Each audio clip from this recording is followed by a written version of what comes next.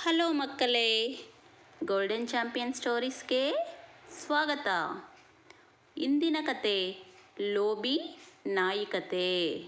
ಈ ಕತೆ ನಮಗೆ ಒಳ್ಳೆಯ ನೀತಿಯನ್ನು ಕಲಿಸುತ್ತದೆ.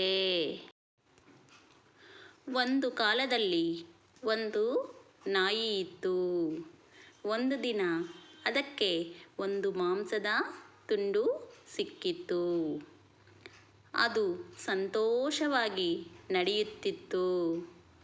ನದಿಯನ್ನು ದಾಟುವಾಗ ನೀರಿನಲ್ಲಿ ತನ್ನ ಪ್ರತಿಬಿಂಬವನ್ನು ನೋಡಿತು. ಇನ್ನೊಂದು ನಾಯಿ ಇದೆ ಎಂದು ಭಾವಿಸಿತು.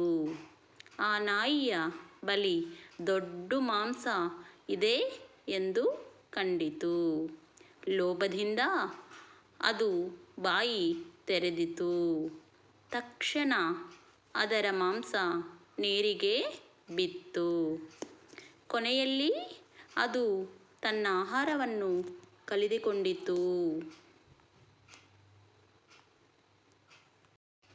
ನೋಡಿದ್ದಕ್ಕಾಗಿ ಧನ್ಯವಾದಗಳು. ನೀತಿ: ಲೋಭ ಮಾಡಬೇಡಿ.